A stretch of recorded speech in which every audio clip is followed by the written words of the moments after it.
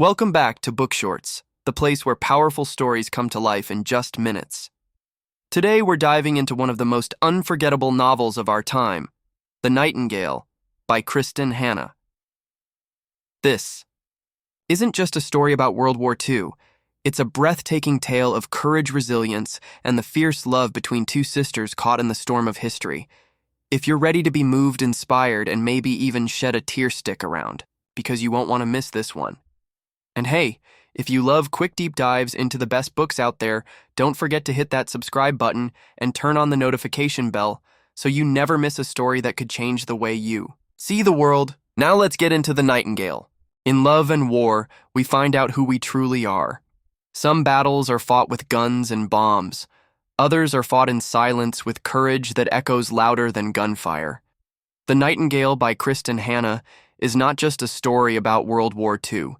It's a tribute to the women who risked everything when history nearly forgot them. It's a story of sisters, of survival, of a resistance born not just out of hate but out of love. This is the tale of Vianne and Isabelle, two women, one war, and 1,000 ways to be brave. France, 1939. As the world teeters on the edge of chaos, war whispers through the streets of Europe. Hitler's shadow looms over France, and nothing will ever be the same. In a quiet village in the Loire Valley, Vianne Mauriac kisses her husband Antoine goodbye as he leaves for the front. She believes, like so many others, that the war will be brief, that he will return by autumn, that life will go on as it always has. But the war is not a passing storm.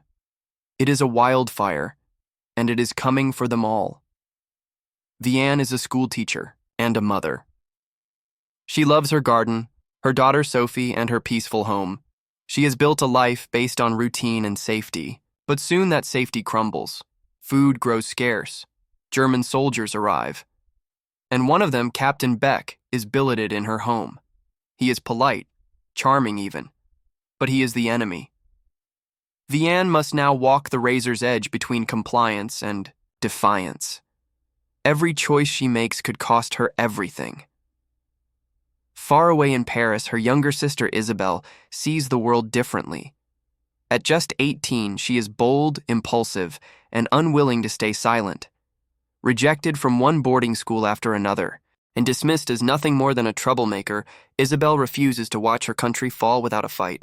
She joins the French resistance, where she is given a new identity. She becomes the Nightingale, a name that will one day echo through Nazi headquarters with fear and fury. Isabelle's mission is daring and dangerous. She leads downed Allied pilots across the treacherous Pyrenees Mountains into safety. Each journey is a gamble. One wrong step could mean torture or death. But Isabelle doesn't flinch. She believes in freedom more than she fears pain. With a forged ID and the fire of rebellion in her heart, she becomes a legend. But legends aren't invincible, and bravery comes at a cost. Back in Caravo, Vianne faces battles of her own. When the Nazis begin rounding up Jews, including her best friend Rachel, she must decide whether to stay safe or stand up. At first, she hesitates. She is a mother. She must protect her child. But soon, silence feels like betrayal. She begins hiding Jewish children in the orphanage where she works, forging papers and rewriting fates. Each child she saves is a quiet act of war, a rebellion in the name of humanity. As the war deepens, the sisters are pulled further apart. Their choices are different, their methods incompatible. Isabelle thinks Vianne is weak. Vianne thinks Isabelle is reckless. But both are doing what they believe is right. Both are trying to survive in a world that has lost all sense of mercy. The sisters' bond is complicated, shaped by a childhood of abandonment and loss. Their mother died young, and their father, a broken man after World War I, retreated into himself. Vianne sought stability. Isabelle chased freedom. Their paths diverged, but their hearts were always connected, even if neither could say it aloud. Kristin Hannah paints their stories with heartbreaking detail. The hunger, the fear, the small joys found in secret smiles and stolen moments. She shows the quiet horrors of war, the way it turns neighbors into enemies and love into liability. But she also shows the beauty that can survive even then, the courage of ordinary people, the resilience of women. One of the most powerful parts of the novel is how it reveals the different faces of resistance. Not all heroes carry guns, not all revolutions are loud. Isabel's bravery is in action, Vianne's is in endurance. Isabel runs through the night with forged documents and burning lungs. Vianne stays behind enemy lines, risking her life, one hidden child at a time.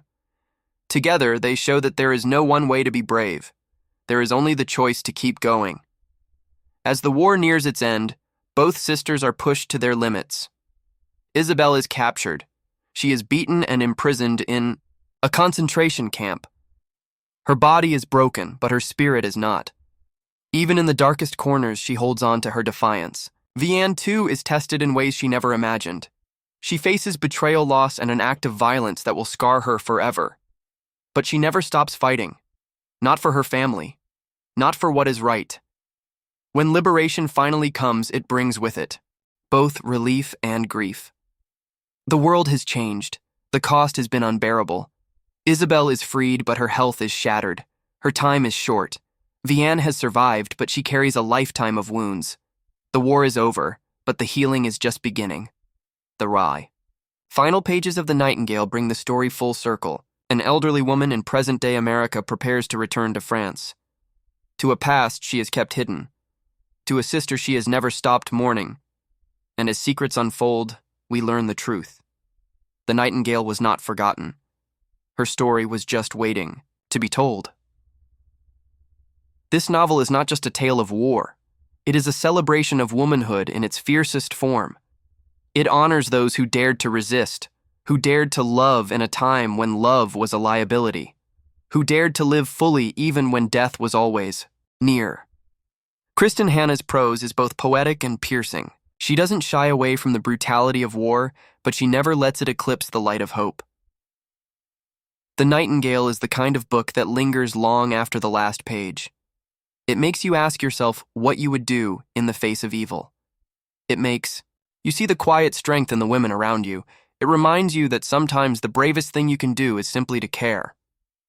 In the end, this is a story about two sisters who took different paths, but were driven by the same fierce love.